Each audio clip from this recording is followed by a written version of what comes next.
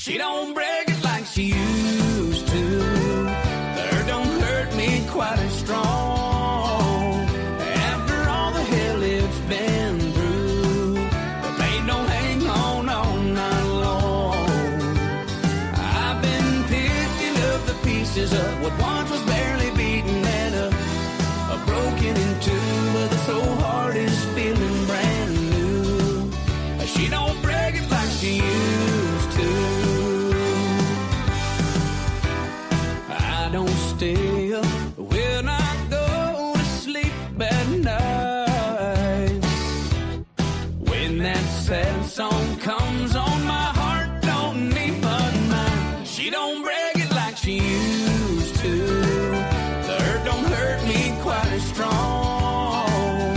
After all the hell it's been through, the pain don't hang on all night long.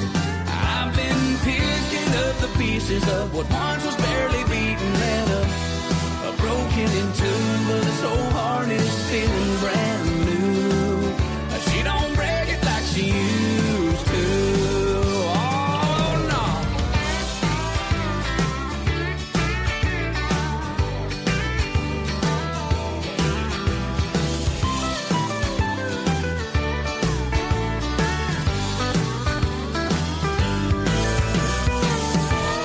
I can go out on this town and have some fun.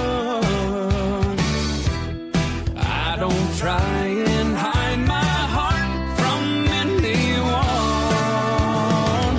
She don't break it like she used to. The hurt don't hurt me quite as strong. After all the hell it's been through, the pain don't hang on all night long. I've been picking up the pieces of what once was barely beaten and broken in two, but this whole heart is feeling brand new. She don't break it like she used to. This whole heart is feeling brand new.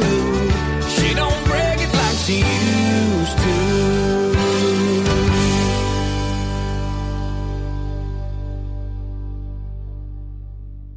Welcome to Monday Night Deep Dive. We have Trey Calloway in the studio with us. So exciting. Trey is actually from North Carolina, so shout out to our boys out there.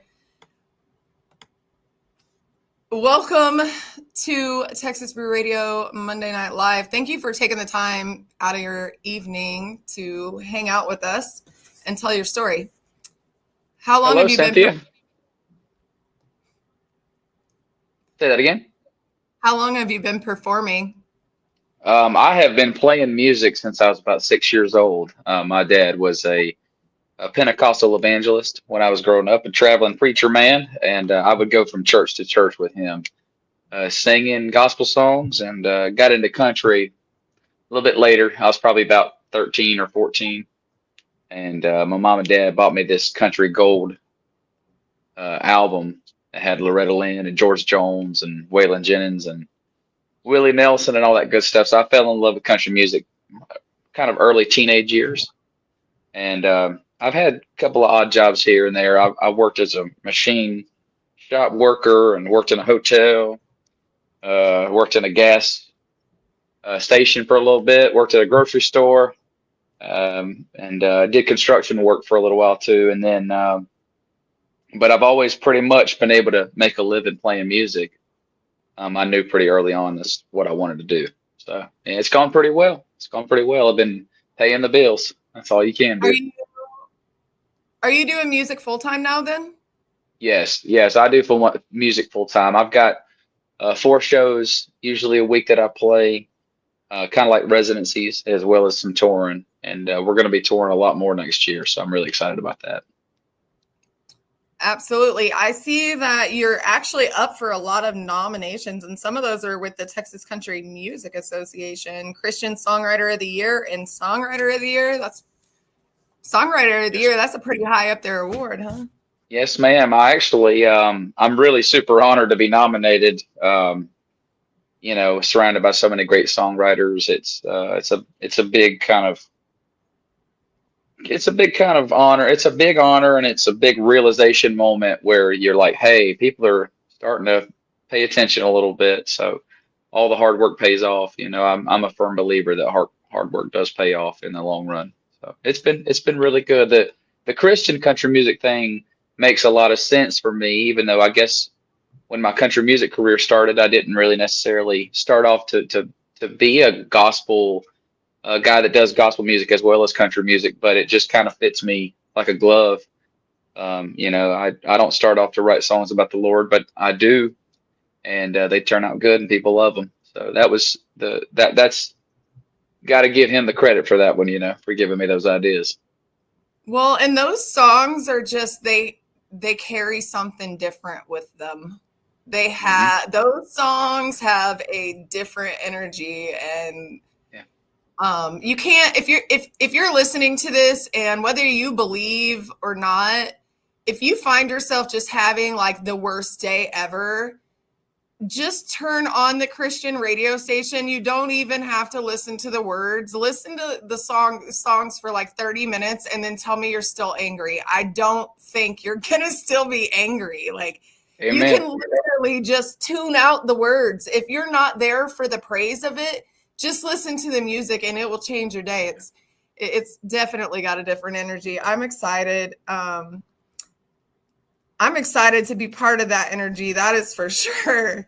I know that you're also with the Josie Music Awards up for 5 nominations this year: Vocalist of the Year, Artist of the Year, Social Impact, Holiday Song, and Songwriter Achievement. Yeah. Like the Josies have been great to me, just like the TCMAs, Linda and them folks, as well as the Josies, Josie and Tina Marie. They've treated me super well. I think this will be my 4th year doing it, so I'm a veteran at this point. But yeah, I love those ladies. They're very sweet people, and they're good to struggling musicians. I still call myself a struggling musician, even though I feel like I'm pushing this boulder up a hill and it's getting close to maybe starting to roll. But they're good for guys like me. There are a lot of people out there that believe in the healing powers of music that have organizations like the TCMA and the CMA of Texas and the Josie Music Awards. The Texas State Songwriters is the same. Like you guys, there's a lot of benefit in being a part of those organizations. Like you can go so far alone, and they're there to support you. So don't feel like you're not worthy of reaching out. Everybody's somewhere and everybody has a spot to fit in. Absolutely. Well, it's a good networking thing too. You meet a lot of other artists that are in the same boat as you and going through the same struggles as you. If you're the place I'm in life, trying to juggle having a family as well as doing this crazy dream, it's 2 full-time jobs, and so it's good to meet other people like that as well. Absolutely. I mean, and then plus they have the award show at the Grand Ole Opry, which is the mother church of country music. So my favorite music venue of all time. I love the Grand Ole Opry. Hopefully one of these days I'll be there. I got to visit when I was really young. People are probably sick of hearing the story, but we went to the hotel and it was decorated for Christmas, and I thought it felt like you were like in a Willy Wonka video or something. Oh, yeah. There was like big giant candy everywhere. Absolutely. It's like the Biltmore Estate when I go back to North Carolina, the big Biltmore house. They dress it up really nice for Christmas. It's kind of like that. I know exactly what you're talking about. It's about that time too. The holidays are rolling around pretty fast. Yes, if you're looking for a reason to take a vacation, winter, Christmas is perfect time to do it. Nashville, music cities are the best places to be during Christmas time. Absolutely. Oh, yeah. Fort Worth Stockyards is absolutely beautiful. They really do up the scenery down there. We listened to that song, She Don't Break It. So you've had a broken heart before. I've had several. The one I've got now hadn't broken my heart, so that's pretty good. But no, this song is for all those guys and girls out there who start to feel that that song is about the weird in between stage where you're not so heartbroken over somebody that you're just a mess, but you're definitely not totally over them. You see them out and about, and it'll still get to you. So she doesn't break it all the time, but And she don't break it like she used to, but she still breaks it every now and then. So I actually wrote that song with Terry McBride and the producer Brandon Hood that produced the song. Terry is well known, McBride and the Ride, great band. Terry's written a bunch of hits for Brooks and Dunn and other folks as well, and he's a great songwriter and great friend. So yeah, I was honored that those guys were willing to write that hook with me, and it turned out great. It was my first shuffle. I've only done a couple of shuffles, and that was the first one. So I'm happy that I finally have me a shuffle I can play during the set. And people love that song. I mean, it's a sing along for sure. By the time they're in the second chorus, they're singing along. So it's a lot of fun. It's awesome to see that, like when you go somewhere for the first time and then all of a sudden, you know, you haven't made it through the song. Most of the people haven't heard it and they're singing it. Mm-hmm. Absolutely. Yeah, that's an interesting feeling as an artist when that starts to happen to you. When people start to come to the show to hear your songs and they're there to see you, that's a transition period. I'm in this kind of crazy, weird transition period where you know, I'm making a living and I'm playing covers, but I'm also starting to branch out as a country singer in my own right, and that's a nice feeling when people start to request the songs that you put out. It's a good feeling. Absolutely. You mentioned it. I want to say happy anniversary. Thank you. They survived a year so far, guys. We did. We sure did. The hardest. We went to the great Las Vegas for our 1 year anniversary. Went to Vegas, and then we went to the Hoover Dam because my wife is a civil engineer. She designs buildings and outdoor venues and parks and that sort of thing. And so she was really interested in the engineering stuff that went into the Hoover Dam. So we went and toured that, and then we went to the Grand Canyon for a couple of days and hiked the Grand Canyon. Got to walk down to the bottom of the Grand Canyon and back up. It was a lot of fun. Everybody says it's a big hole in the ground, but you got to go. If you've never seen it, man, it's beautiful. It's really, truly beautiful. God's creation is something else, man. So yeah, that was a lot of fun. Then we finished off the vacation. We headed back to Vegas for 2 days after that, and that was the trip. And we got to cruise down Route 66, and that's always been a big bucket list dream of mine to cruise down Route 66. So we drove down the whole thing. I was going about 75 the whole way down there, and it was fun. A lot of people hear songs, and I'm guilty too. Like, I'll hear songs and I love the song, but then like I heard it on the radio and I don't go find the artist. The fun part about finding the artist when you love the music is you get to be a part of the journey. You get to watch him for the first time, be like, I just got to do this, guys. Like, it's fun. And you get to watch their growth. Shout out to Katie and Coyote Rose Band for hanging out with us tonight and saying hi. What inspired you to become a songwriter? Well, I like to jokingly say that I write songs because I can't get anybody else to write them for me. I say that as a joke. I love songwriting. To me, songwriting can be sometimes the most therapeutic thing ever, but can also be the most painful thing ever.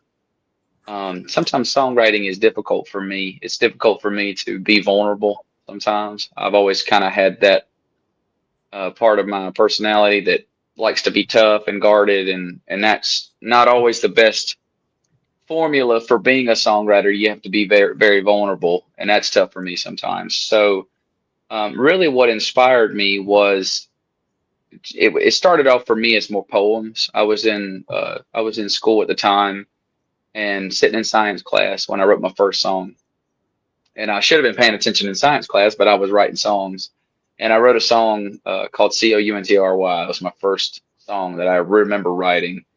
And then my girlfriend at the time told me that Joe Diffie had a song called Country, and I had no idea, so I had to scrap that one. But it was really poems at the beginning, and then that's when I started to play guitar, because I was always really just a singer more than a musician.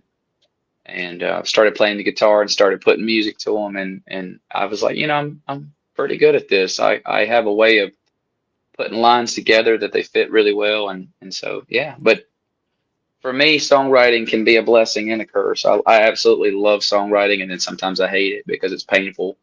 But then you get it all out, and you feel better. It's like the cheapest, freest therapy that there is. And I Right. wouldn't trade doing this job for anything in the world. I mean, I wouldn't want to do anything else. Writing Who would songs and singing the songs I play out just makes me the happiest man in the world. who would you say influenced your style as a songwriter? There's a couple. I can't pick just one. I would say on the country music side, I would say Alan Jackson, Garth Brooks, George Strait for sure. Johnny Cash is another big one. I don't think that I give Johnny Cash enough credit as being a inspiration to me. Even more so than the Whalens and the Willies, it was Johnny Cash was the first kind of outlaw guy that I really got into because I love rock and roll, and so he fit that bill, the rockabilly and the rock and roll stuff, as much as the country, which is a big part of my live show. We do a lot of barn burners. We do a lot of upbeat, fast type of songs, and that's definitely had an impact on my music career. So those are four good ones. I have other favorites. I mean, I love Randy Travis. Being from North Carolina, Randy Travis is one of our patron saints, I say, and as well as Charlie Daniels, North Carolina boy as well. So I grew up playing Southern rock as much as I grew up playing country. So those bands have a lot to do with my sound as well. But if I Um, had, I mean, I guess if I had to pick one, Much Too Young to Feel the Damn Old was the first country song that I remember making me go, man, this is what I want to do. So, I guess, I mean, that's in a nutshell for sure. What were you saying? you're good. I know that. I'll talk all day about my influences. I've got so many. I mean, I love funk and heavy metal and all kinds of music I've listened to throughout the years. It's awesome to hear, like, because everybody's, some people are like, oh, I love country, and some people just hate it because they hate it. But it's like that country artist might even have the same favorite song as you. Like, you guys Yeah. really might actually like the same music. Well, and I mean, to I know me, you said go ahead. I know you said you're from North Carolina. You tour down in South Carolina, Ohio, Virginia. You're all over the place. Have you counted how many states that you've performed in? It's a lot. Most of the East Coast I've played in, Texas, Ohio, the Midwest, a lot of the Midwest. I haven't been out west as much. That was only my second trip out west. I went to Vegas before to play some shows. This was the first kind of fun trip I took out west. But I've been out there to place too. I still haven't been to California. Never been to California. Never been to New York. And never been to like those really northeastern states. A lot of those I've never been to. I've been to a lot. I've been to a lot of places and played a lot of music. It's crazy. It's about to get a whole lot crazier. We're working on a tour for next year, so hopefully I'll be in Texas a whole lot more next year. Plan for Northeast in the fall. It's absolutely beautiful hill country when it's just a palette of colors because of the trees. Oh man.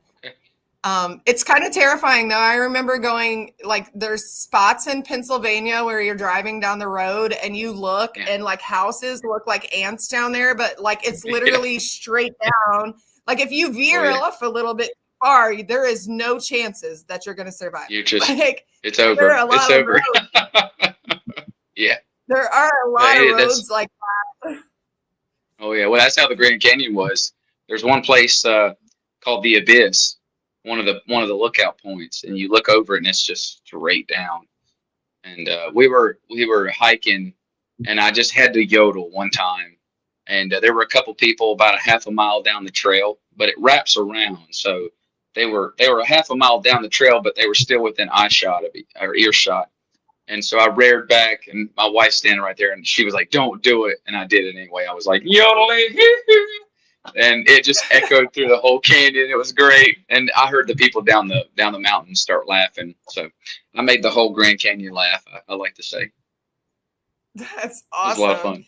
I had to do it. A country singer can't go to the Grand Canyon and not yodel. I mean, come on, man. Heck yeah. So you mentioned some of these artists, but some of the covers that you can hear when you go see Trey Calloway live are Alabama, Alan Jackson, Blake Shelton, Conway Twitty, Brooks and Dunn, Charlie Daniels, Cole Swindle, Chris Young, Bruno Mars. Like Yeah, that I'll do list some went Bruno Mars. Yeah. right here. He's Yeah. chopped right With some in. Metallica, we'll do some Pantera. We, you know, like I said, I have wide musical roots. You know, my dad raised me on the hair metal too. I mean, so I love Bon Jovi and Van Halen. You know, Twisted Sister and Skid Row and all those bands from the '80s that I'm too young to remember, but I fell in love with their music afterwards. You know, and then stuff like Motown. My grandmother loved Elvis, and she loved Motown, and she loved country. So those were kind of the three things I remember her playing, and of course gospel music. She was very religious. So you know, the Temptations, Platters. I mean, I grew up listening to all that Motown stuff too, and the R&B is definitely an influence in my music as well. I mean, you know, and then I grew up during the pop punk era, you know, so Yellow Card and Ocean Avenue and Blink 182 and all that stuff. I love that kind of music too.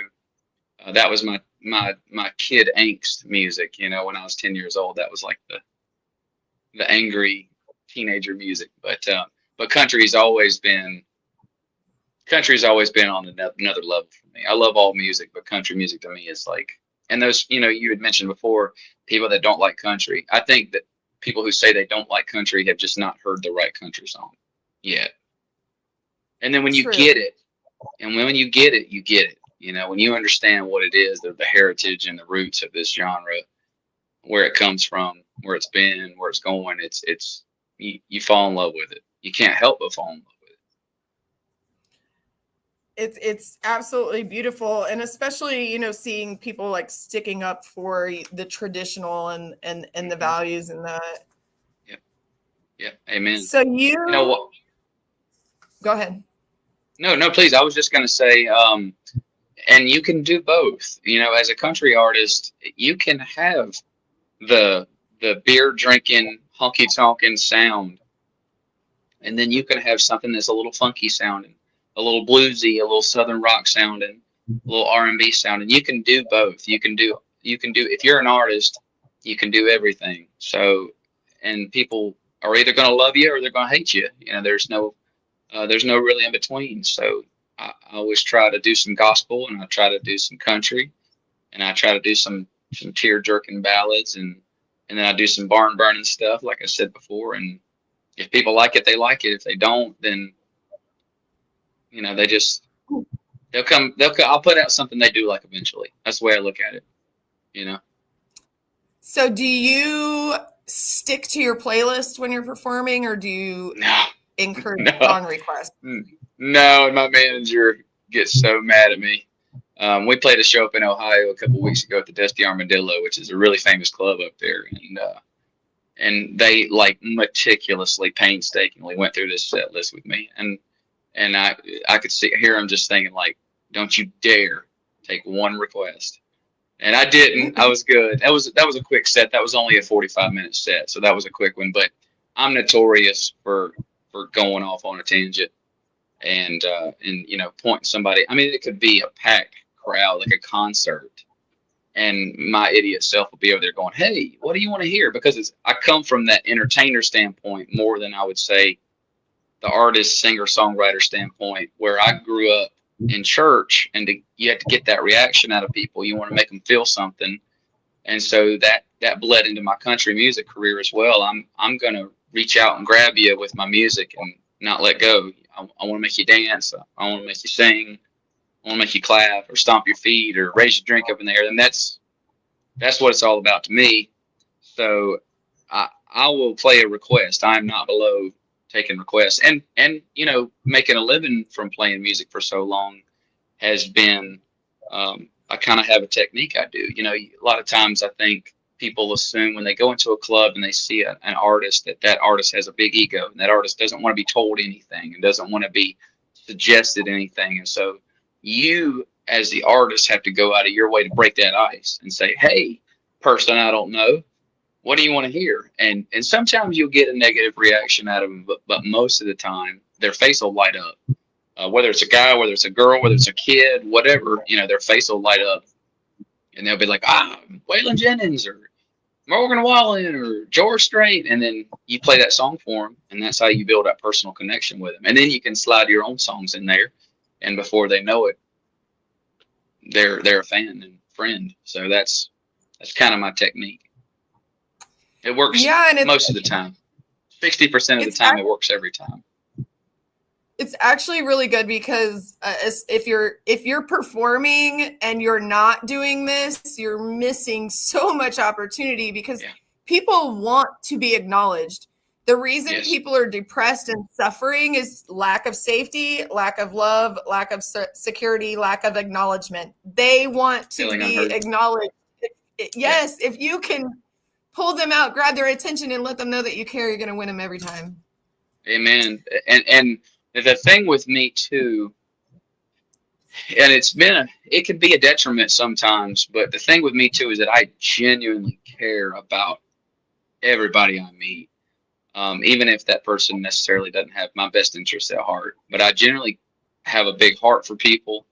I think that's part of why I do this, why I'm in this business, is because I love people. I'll stay and meet everybody I can and sign autographs and shake hands and take pictures until there's nobody left, because without people listening to you, without your friends and your fans, you don't really have anything. There's a whole lot of guys out there that can sing. There's a whole lot of guys out there that can play music, but there's not a lot of guys and girls that can really build that personal connection with people. And it's doing the extra things, the meet and greets and the autograph signings at CRS. It's those things that go the extra mile, because when you're a nobody, somebody will come up to you and they say, well, I don't know who you are, but you seem nice and I'd like to have an autograph picture. And then, God willing, something massive happens for my music career and I blow up. Those people that believed in me at the beginning, they'll be like, I've known that guy. They've got a piece of that. They've got a piece of that story that they get to take home. And so I just want to make everybody proud of me. I mean, honestly, at the end of the day, that's part of it. It really is. Like you can't build an empire without pieces. It takes little pieces building up. And so it's all of those fans coming together that absolutely is what makes an artist what it is. Without the fans, Amen. You can sing your heart out, and that you can just keep singing your heart out. Like that's. Well, I think that sometimes it's easy because this is a tough business.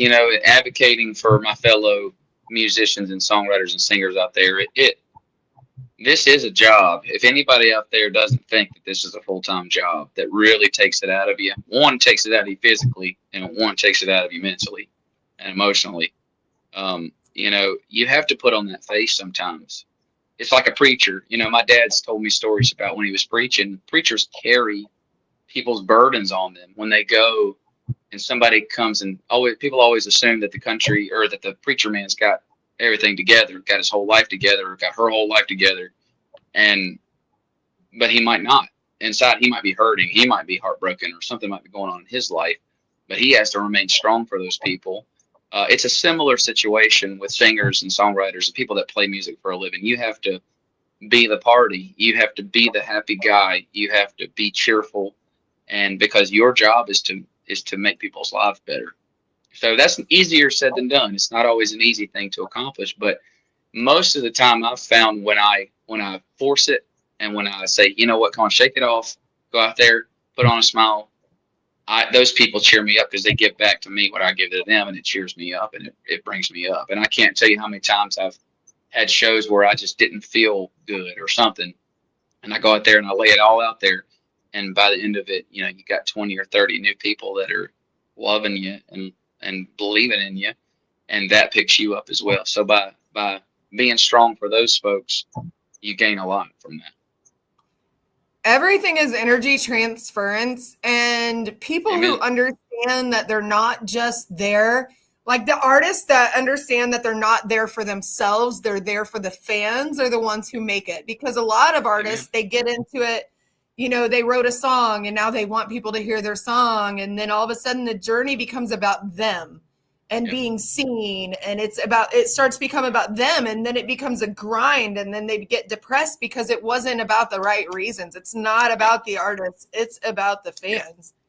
If you don't love this business, then you're in the wrong business. This is one of those. This isn't one of those businesses where you can fake it the whole time.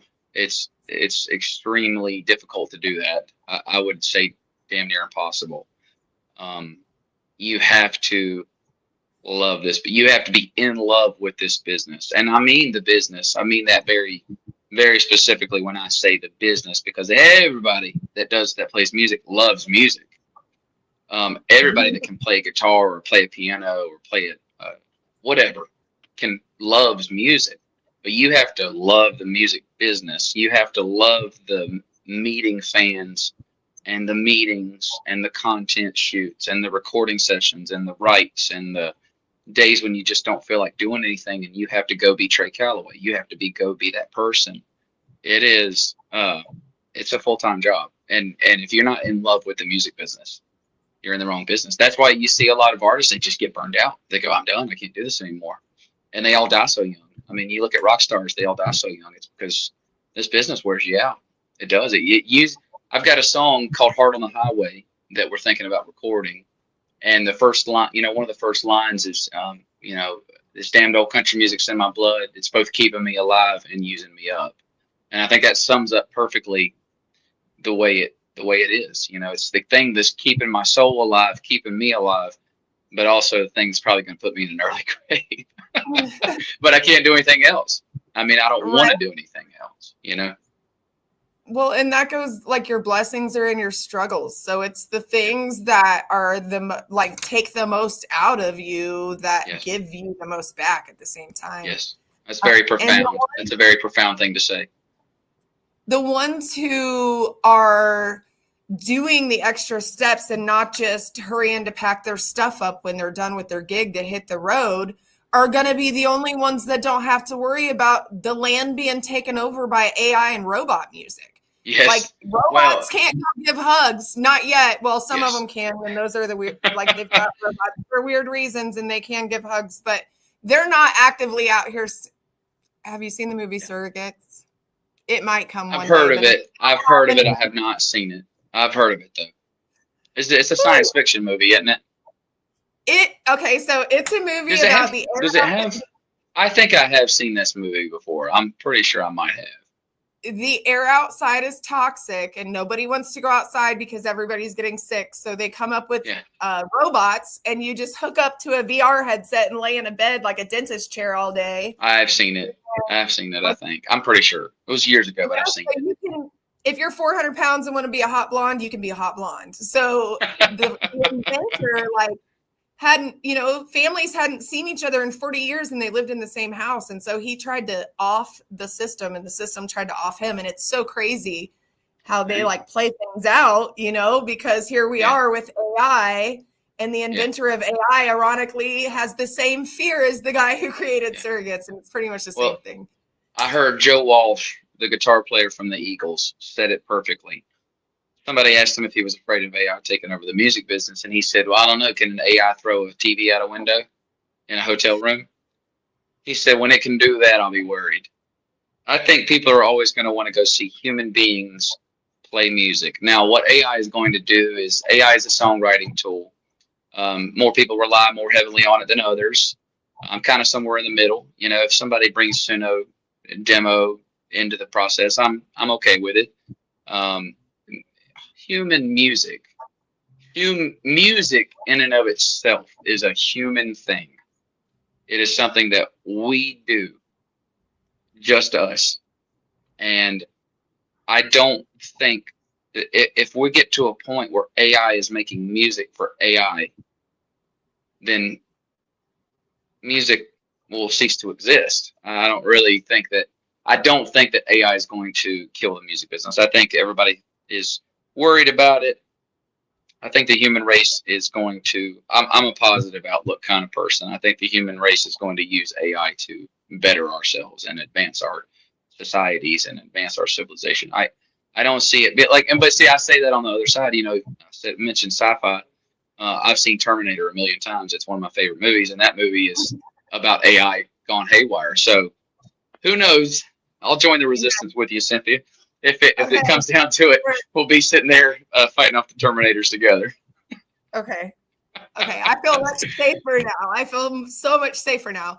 And we have to shout out, if you don't follow them, you should look them up. Michael Schott Music and 3 Chord Corey, also North Carolina songwriters. Send me that in a message when we get done with the interview. Send that to me a message, and I'll go and follow them right afterward.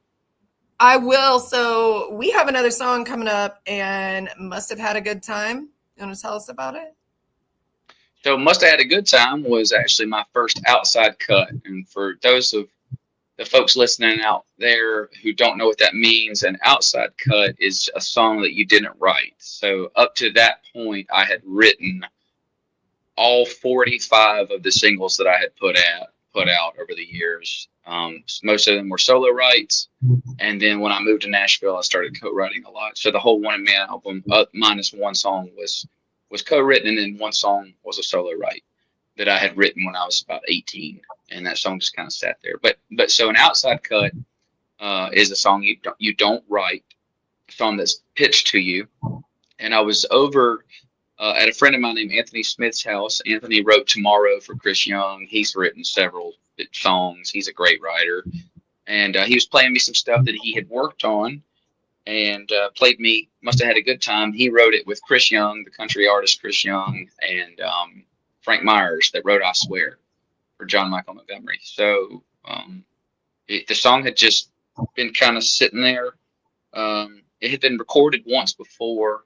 And a lot of people don't figure out until they kind of delve into the music business that a lot of songs get recorded a lot of times. If a song is great, it'll get cut several times, and then you usually have that one artist who it just becomes his or her song, and then it's known as being that person's song. But I got a hold of it and went and cut it, and it turned out great. It's become probably my favorite song to play live. It always gets the crowd going. That one and She Don't Break It. Those are the two that really get the crowd going. And it's just a song about not remembering what you did the night before. You went out and got a little too crazy, and wake up in the morning kind of trying to figure out where you've been, what you did. And the music video is a lot of fun. I played both characters in the movie, or in the music video, both myself and then a detective who's trying to figure out what trouble I got into last night. And it really turned out good. So we had a lot of fun shooting that one. We shot it over at Barn Burner Ranch, which is right outside of Nashville, about 40 minutes. And he's got a bunch of really cool sets built, and it turned out great, man. It was my first real acting experience. I started in a real cheesy commercial when I was working at this pawn shop when I still lived in Myrtle Beach, and we did a little commercial for the pawn shop. And it was super cheesy. My acting was horrible, but I tried my best. But this time around, I think I did a better job. It was a lot of fun. I feel like you hit a certain level, and that thing's gonna surface. I probably like me walking into the frame.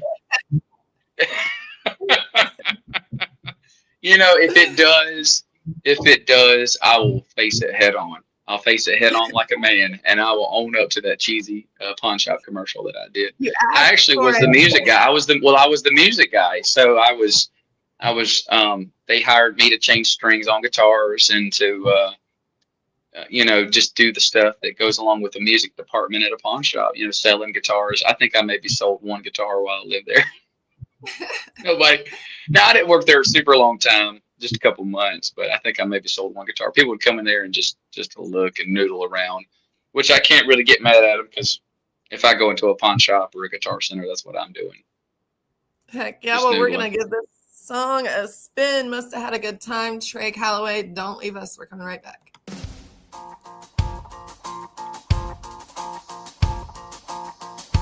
Woke up on my couch again, bed still made, it ain't been slept in. I can't find my clothes or my keys.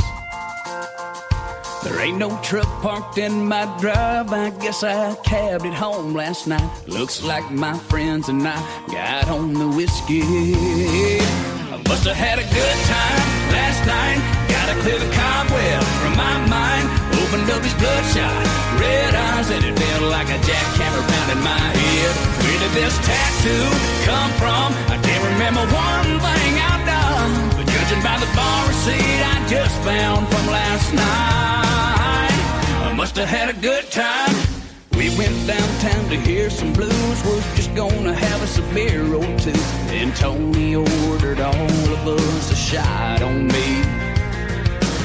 It all went downhill from there. Those Jaeger bombs and a smoky air sure did a number on my memory. I must have had a good time last night. Gotta clear the cobwebs from my mind. Opened up his bloodshot red eyes and it felt like a jackhammer pounding my head. Where did this tattoo come from? I can't remember one thing I've done, but judging by the bar receipt I just found from last night, yeah, we must have had a good time.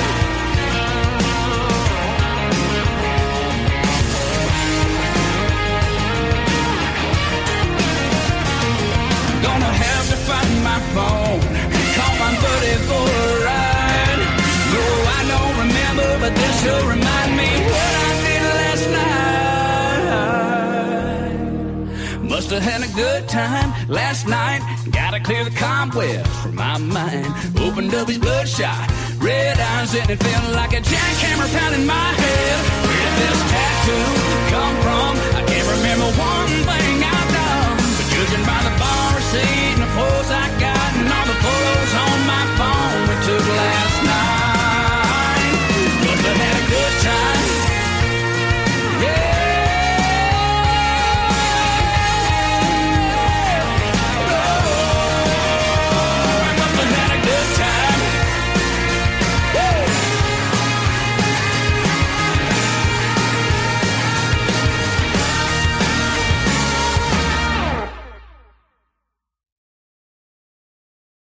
Well, it sounds like that was a dang good time. I bet we packed on that song for sure. You remember the movie The Hangover? Yes. So, you know, when he gets the tattoo and he wakes up in the morning, he's got the Mike Tyson tattoo. On the music video, we thought it would be a good idea to do a little tip of the hat to that. So I wake up in the morning and I've got the Mike Tyson tattoo on my face. Y'all gotta go check out these music videos. Yeah, we had a hard time. The makeup lady that put the tattoo on me had a hard time getting it on the right side. It had to be on the wrong side. But it worked out fine. It worked out fine. There's continuity issues. You know what I mean? Yeah. Fun stuff. So you mentioned at the beginning of this month something about possibly new music. You got new music coming out soon? I do. So these first 3 singles that we've put out this year are the beginning of a new album, and we've got one coming out. I've got one coming out in a couple weeks, and then we've done 7.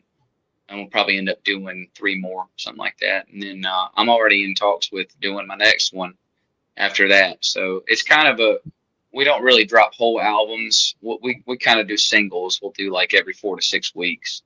We'll put out a new single and then, stream it as much as we can, get it played, and just throwing stuff at the wall till it sticks. And it's been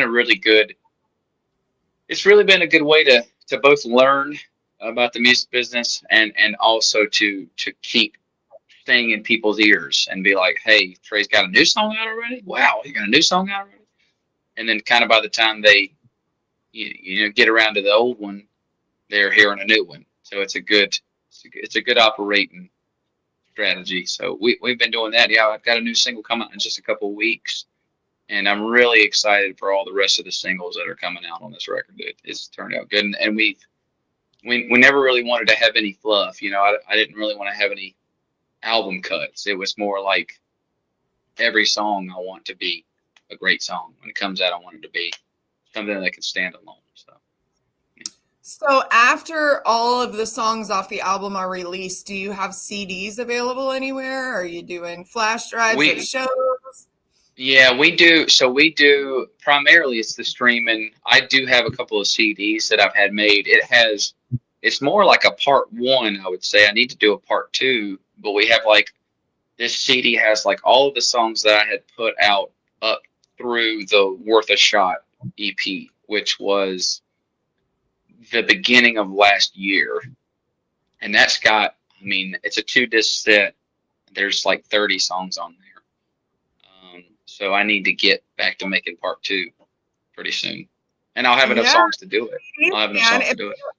If they don't have a CD player, they can have Trey Calloway help keep the flies away in the barn. Absolutely. Absolutely. That's a great plan. I got to plug That's a great plan. I plugged it in, but I didn't plug it into the wall, and we're losing juice. I had to go run and plug my phone in just now too. So I won't give you too much. I won't give you too much of a hard time about it. I had to run and plug my phone in too. I had everything set up, the camera, it's just, there's too many cords everywhere. You got a great production going on, Cynthia. I'm glad to be here. You're doing a great job. I'm excited. It's come so far. I mean, honestly, like I have a plan. We talked about that a little bit, but I just wake up and do it. Like there's not a solid, this is getting done today. Like there's a priority list and then there's like a list that's never going to be finished.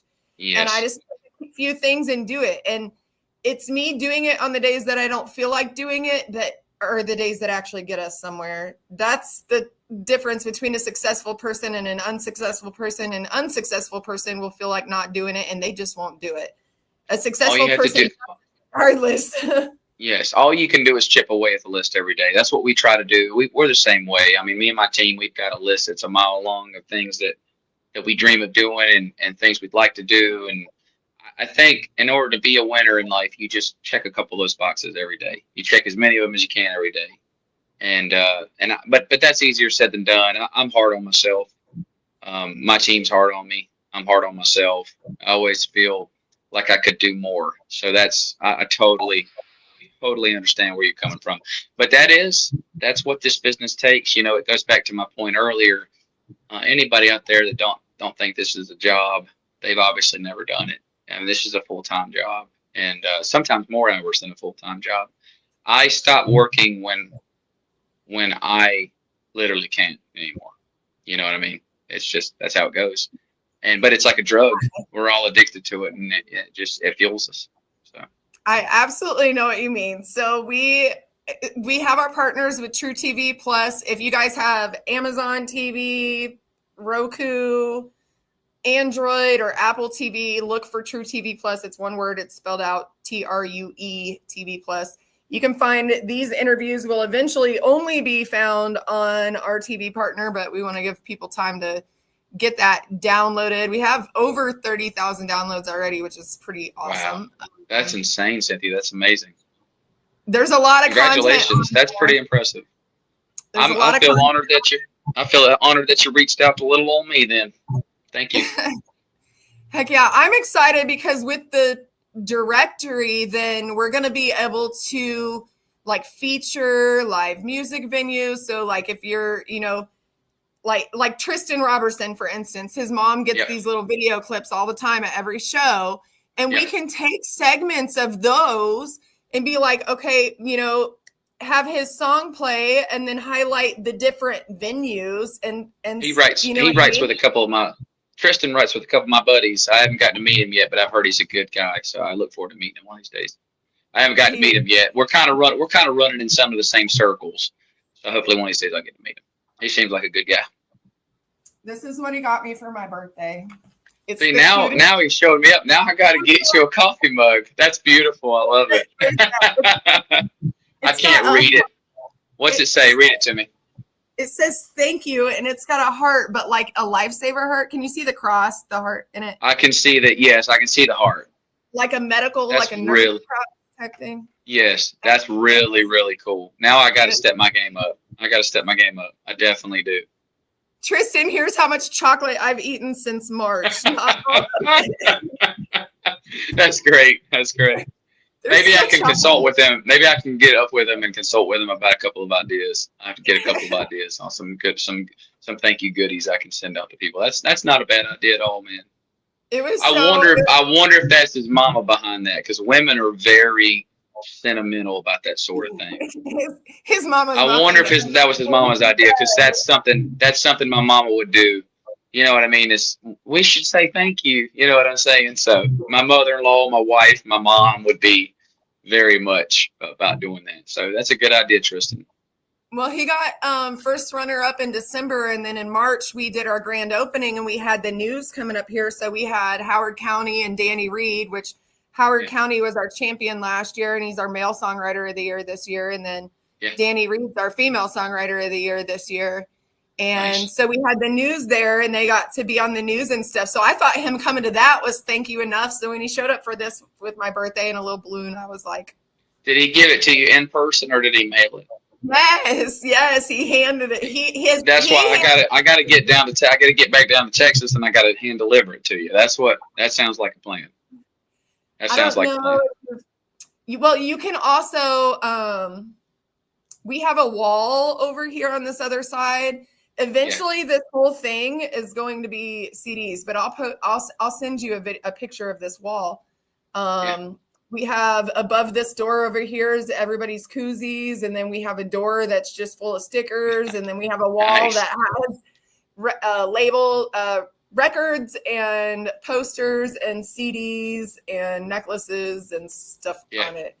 The Very Dos cool. Equis Pavilion, when we opened, they sent us a 2016 memorial from a concert, one of those big hard posters for the Dixie Chicks before they got told they're not allowed to be. They're just the Chicks now because we the Chicks now. Yeah, they're the Chicks now.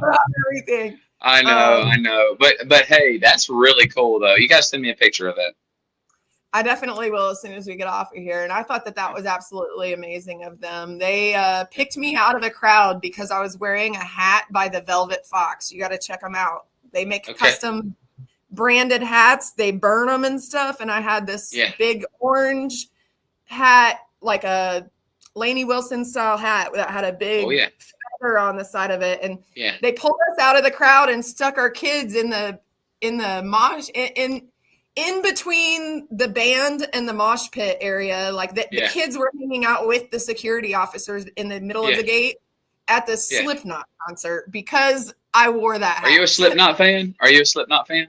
Oh man, I grew up. I mean, I'm from Iowa, so they're from Iowa. I actually I know. I think we got similar musical tastes in everything from George Jones to Slipknot. That's where I'm at. That's the big window I'm in right there.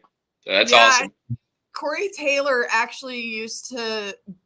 I don't know if it was folding chair surfing where they would like set up a table, like a ping pong table, and they would. I've never been to a Slipknot concert. Yeah, I've never been to one of their concerts. Garage. They would jump off of their garage onto this table. It wasn't a concert. That was just something they did for fun growing up. Like that sounds like fun and broken bones. That's what that sounds like.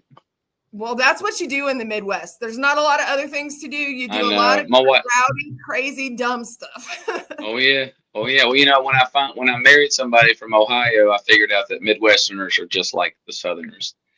Midwesterners are every bit as crazy as Southerners are. So yeah, that was a good thing to learn. I think there's crazy people everywhere you go. You know. Yes. Like Iowa, Illinois, and Texas, like those, the groups of people are very similar. And I think it is the farming. It's the farming. Oh yeah, for sure.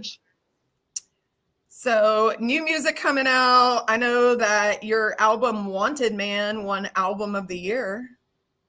Did UK Indie Music Awards, which was really crazy, but really great to win, honestly. Apparently, I have a bunch of people in the UK that listen to my music, and I've got to go out there. I'm trying to get out to one of those festivals out there, but everything's got to line up right. But I think that would be a lot of fun. So when you were a kid, did you used to skip rocks off the water? Oh yeah, for sure. I still do sometimes. That's what your music. Still, That's yeah, what your I music still, just did. I Just still, skipped across the pond. it did. I still do sometimes. I try to do as much fishing as I can. I don't get to go hunting much. I've got a couple of buddies that always want me to go hunting with them, but I don't really get up early. I'm not much of an early bird. I'm more of a 10 a.m. to 4 a.m. type of person. Wife is a 4 a.m. to 8 p.m. person, but just my music life doesn't let me get up super early. Maybe one of these days when I'm old and retired, I can do all the hunting I want. That'll be nice. Right. I went and had a meeting. I went and had a meeting with a music industry person today. And the thing I love about the country music world is I got to this guy's house and he was just finishing up a batch of deer jerky. So we sat out there and ate deer jerky before our other buddy got there. And it was good too, man. It was good too. I like exotic meats. The only kind of meat I can't eat is squirrel. I love deer. I love bear. All that stuff's great, but if somebody serves me up some squirrel, I'm not eating it. I can't do it. It's healthier for you than anything. I had a bad experience with squirrel when I was a kid. I remember we went over to somebody's house, and I don't remember who it was, but I was a little kid, and I just remember they were making squirrel stew, and I just remember I can't do it. I used to have to hold the legs while my dad pulled the skin off. Now, like rabbit's great. Like I love rabbit. I love bear. I love venison. I mean, I like all that kind of stuff. And I've had elk. I've had all kinds of different kinds of meat, but I can't do squirrel meat. I just can't do it. I won't do it. I just won't do it. It looks like frog legs, and I can't do those either. I like frog legs. I like frog legs. I do. I like frog legs. I think they're good. I like gator. I like pretty much every kind of meat I've ever tried. I love that. It was the way the squirrel looked in the pot. It was weird. It wasn't even to taste. It tasted fine, I guess. It tasted fine, I guess. It was just the way the thing. I can't do it. I feel like every time I go out to a Chinese restaurant, I am looking at a squirrel. It's not. I feel like it's not. Hey, that meat is good though. I do love some Chinese food though. Yeah, beef with broccoli is what I always get. Yes. So where are you playing at? You have upcoming shows. I know we got your website scrolling at the bottom, TreyCallawayMusic.com. Where else can they find you? What's going on next? I'm Trey Calloway Music on every social media platform.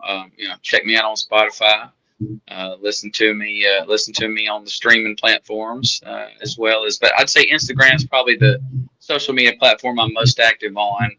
I'm on TikTok and Facebook as well, all over Facebook. And I would say my next road gig is in Myrtle Beach, if I'm not mistaken. So I lived there for a while, and I'm going back home to play a couple shows in a couple of weeks, and then I'm going to do my normal gigs until I head out. So I play 4 nights a week as of right now, a couple downtown here, and then a couple at spots that are spread out all over Nashville. So I try to balance, playing the tour with doing the residencies too, and it's becoming increasingly difficult, which is a good problem to have. I'm not complaining. That's a good problem to have, that we're starting to get more and more road shows. That's good. And I think next year is going to bust wide open. I think I'm going to be doing a lot of touring next year, I think. Well, we are excited for you. We're excited that you thought we were important enough to take your time out of your day to hang out. You definitely are. I'll give you one of those back. Heck yeah. I'm super excited to see where you place this year. I know that you've just been collecting the awards. You really have. And congratulations to the fans, because like we said, it's all your fault he got those. It literally is. Amen. And the song that's in the contest, the Honest to God song, has not been recorded yet. My manager loves it, and we're going to record it eventually. That's another one of those gospel songs that and like I said before, I never considered myself a gospel singer, but I guess God doesn't choose the people that he works through, and you sit down and you just write what you're feeling. And my church background really does have an impact on me. It still guides me, and I still, talk to the Lord and still pray. And, it's interesting to see my career kind of come full circle that, I started off singing about the Lord, and a lot of the success that I've had as a songwriter and singer has been songs about him. So I'm all about it. I'm all about it. I think it's wonderful. In the great picture of things, we're all just here helping each other get home. So amen. We sure are. That's a hook of a song right there. I'm gonna have to write that one down. All right. Hey, that'd be the second person. Wes Ryan wrote a song because I had something to say to him. And nice. He made me cry. Well, I'll try not to make you cry. I'll do my best. All right. It was a very beautiful song. It was called "The Fall That Saved My Life." Cool. That's a good hook. I like that. Oh, it was very strong of a song. Yeah. I cried in the mall. I had my granddaughter at the ball pits, and I listened to it for the first time and just started crying. Yeah. You said you had your granddaughter? I am like 7 weeks away from having grandbaby number 5. Are you kidding me? No. That's insane. That's insane. I've got my 11-year-old son, and I hope it's a long time before he makes me a granddaddy. I hope that's a long time away. Yep. I have my 26-year-old has 3. My 21-year-old's on her 2nd, and then I got a 16-year-old at home still. That's insane. It's crazy though. Well, that's awesome. That's really beautiful. Well, let me hear that song if you get a chance. I wouldn't mind hearing. Yes, the Fall That Saved My Life. Yeah. I will send it to you, and because I don't have it up here loaded, I will send it to you. And I was gonna say something. What's the story behind this next song we're gonna hear? She wishes she was still Mrs. She misses being Mrs. So that song was written by me and Jim Hawkins and Aaron Loy. You might know who Aaron Loy is. He's a singer-songwriter, artist based out of Texas. Yep. He comes up here to Nashville quite a bit to write with us, and was up here, and he was on the flight from there to here, and he met an older man from Florida. And the guy got to talking to him about life and said, I always dreamed of being a songwriter, but never got around to it. And business and life and family and stuff got in the way of me chasing that dream. But I've always had this hook, she misses being Mrs. And you can take it and you can write whatever you want. I know it's a good hook, so I want you to take it. So he brought it in that day, and Jim and I both loved it. And I believe I was the one with the idea about making it about a war widow, about a boy and a girl who fall in love. And he always dreams of being a soldier. He goes off to war and doesn't come home. And so this song is about her daily struggle, her life as a war widow. And it's had a crazy impact on people. When we play that song, that one and the song I put out called Horses in Heaven have been two really songs that really have impacted people. So I'm really proud of this song. It's a ballad. It's a slower one. I wanted to end on a somber note. I wanted to give some people a little bit of the shuffle, a little bit of the upbeat stuff, and then a little bit of something slower that I've done. So I'm proud of this one in particular. Well, we are excited to hear it. We thank you for taking time out of your evening, and we look forward to bringing you back on the show next year. I can't wait to be back. You let me know. Absolutely. Thank you, Cynthia. She Misses Being Mrs.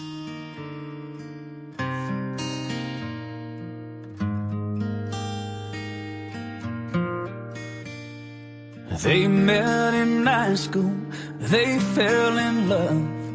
They said I do, drove away in his truck. He always dreamed of being a soldier. Said when he got back, they'd spend days growing older. His second tour, they came under fire. Not every hero comes home. Now she misses his heart, his tender touch, the warmth of his arms, wrapping her up, the memory of every smile, and 1,000 goodnight kisses. But most of all, she just misses being Mrs.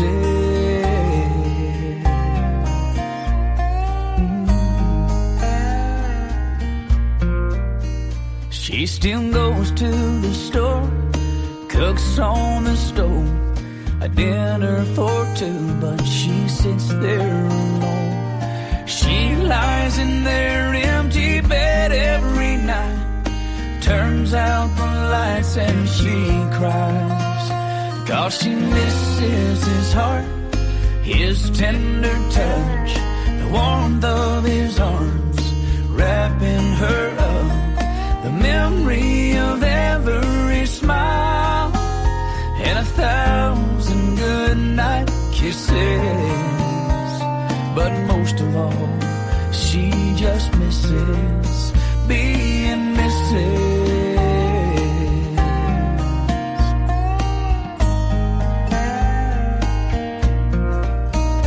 If she can't move on, she can't forget.